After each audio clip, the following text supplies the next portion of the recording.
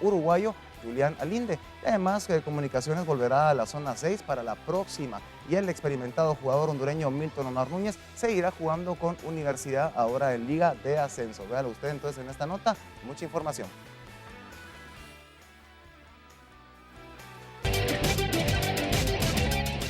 Deportivo Suchitepeques anunció la contratación de su segundo refuerzo de cara al torneo Apertura 2016. El delantero uruguayo Julio Enrique Lalinde, de 30 años, se convirtió en el nuevo jugador venado y llega procedente de la Unión Comercio de Perú. Asimismo militó con el Deportivo Quito en Ecuador, Ferrocarril Oeste en Argentina, en Colombia con 3 clubes, Deportivo Pasto, Independiente de Santa Fe y América de Cali. También el Juniors y Liverpool en Uruguay, en el viejo continente en el Beijing Boxing de China.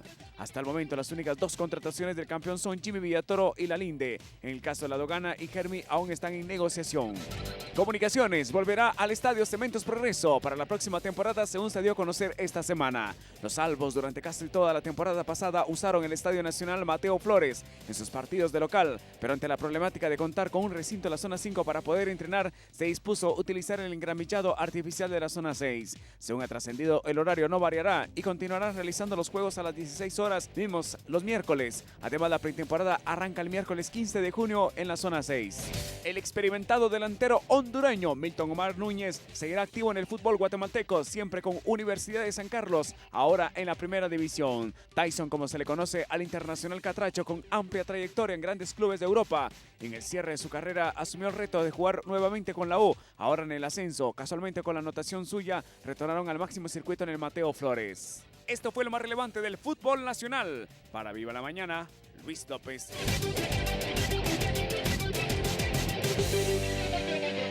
Tenemos entonces ya el reporte del deporte, fue el primero nada más, o ya falta hablar un poco más sobre tenis también y un poco más sobre el deporte internacional, así que no se lo pierdan. Ya los compañeros listos para más noticias. Muchísimas gracias, Pedro, por la información. Vamos a la imagen del día rapidito porque hoy venimos cargaditos de información, Crista. Cargaditos de información, y esta no es solo una imagen, sino son varias, porque Forbes enlista a las 10 mujeres más poderosas del mundo, y por 6º año consecutivo, pues la canciller alemana Angela Merkel encabeza la lista de estas mujeres más poderosas.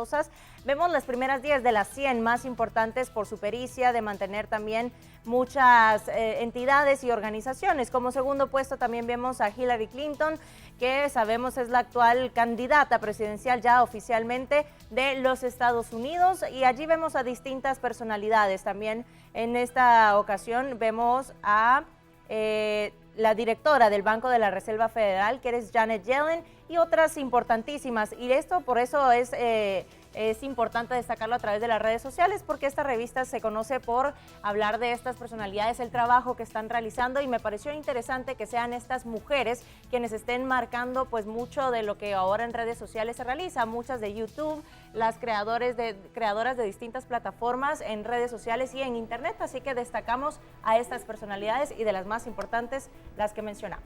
Y posiblemente allí incluida la primera mujer presidenta de Estados Unidos. Ahí está. Todavía está la moneda en el aire, Clinton. ¿pero qué piensa María René? Ya está a nada de ser la candidata demócrata, Bueno, ¿verdad? y hay ciertas encuestas, por ejemplo, la prensa asociada ya de hecho ha dicho que Hillary Clinton es la candidata oficial por el Partido Demócrata, pero todavía hay elecciones esta noche en estados como en California, Nuevo México, que son también estados cruciales, demócratas por historia, y dicen que obviamente se van a inclinar, y ahí es donde ella va a simplemente cerrar lo que ya es un hecho. Bueno, vamos a esperar entonces que eso ocurra, pero tenemos más. Tenemos que hablar del clima. Ponga atención si usted está a punto de salir de casa. Cuéntanos, Lorraine.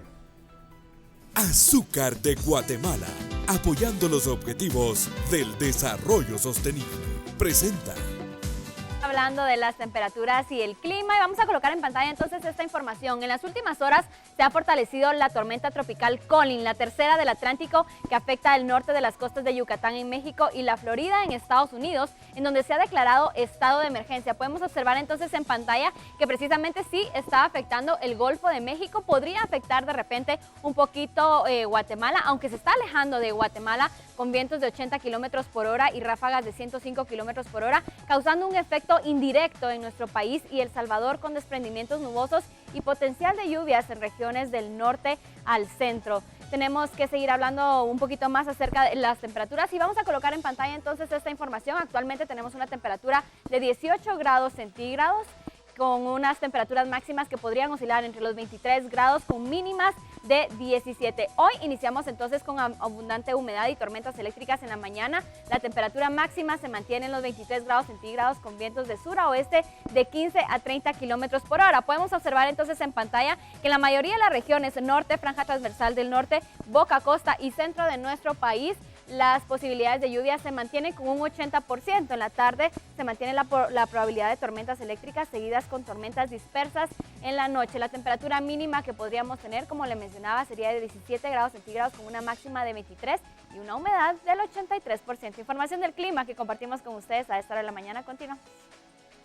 Y ahora sí, seguimos. Gracias por la información y completamos el tema central que hoy estamos abordando. Estamos hablando con María René del mismo, así que seguimos viendo, María René, de qué manera sigue avanzando esta situación de la cooptación del Estado, cómo las diferentes personalidades se enfrentaban ayer en Torre de Tribunales. Sin embargo, tenemos que esperar una semana más. 36 detenidos ya, vamos. Exacto, el próximo lunes ahí entonces se va a retomar la audiencia que estaba programada por ayer. Sí, la audiencia de primera declaración de estas personas que han sido detenidas bajo el nuevo caso de cooptación del Estado, el nuevo caso que persigue el Ministerio Público y la CICIG. Este caso que llega a raíz de lo que ha dicho el colaborador eficaz Juan Carlos Monzón. Si ayer se presentaban 33 personas y claro, 36 ya son detenidas y hay más de una docena que permanecen prófugos de la justicia, entre ellos, bueno, altos funcionarios, empresarios y también ex asistentes y allegados al binomio presidencial del Partido Patriota.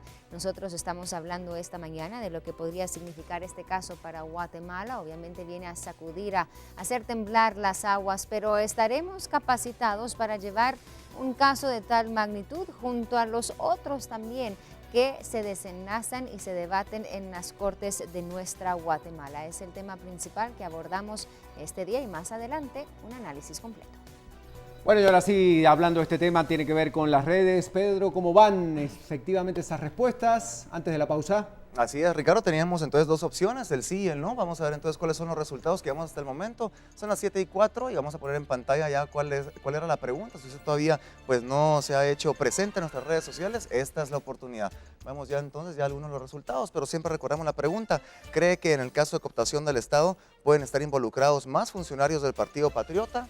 Sí, 97% y únicamente un 3% con no. Ahí tenemos entonces el hashtag BLM cooptación, que es el hashtag a utilizar el día de hoy.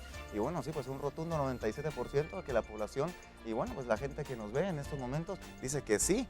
Hay todavía pues muchos más funcionarios del Partido Patriota involucrados en estos casos de corrupción. Creo que es una respuesta pues muy tajante de parte de todos los amigos que nos siguen en las redes sociales. Y bueno, pues todavía falta mucho más información. Esperamos entonces siempre su respuesta y quién sabe ese 97 se convierta en un 100%. Seguimos con más, compañeros. Gracias, Pedro. Momento de la pausa. Entonces, hay que volver en un instante nada más. Cuando regresemos, estas y otras noticias. Audiencia por el caso de cooptación del Estado se retoma la próxima semana. Detalles de todo lo que pasó ayer.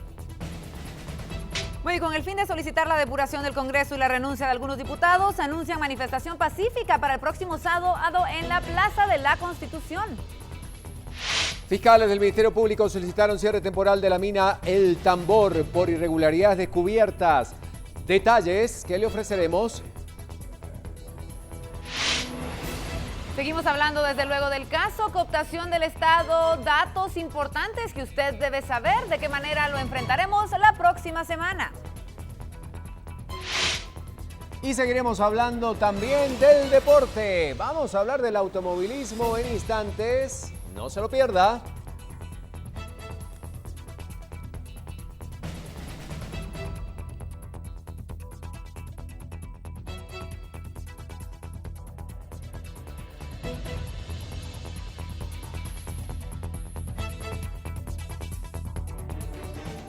Hola, buenos días, día a la mañana. Le quiero un saludo a toda la gente que nos mira y a todos los que trabajamos aquí en Guatevisión, que le sigamos echando ganas para que el programa siga adelante. Gracias.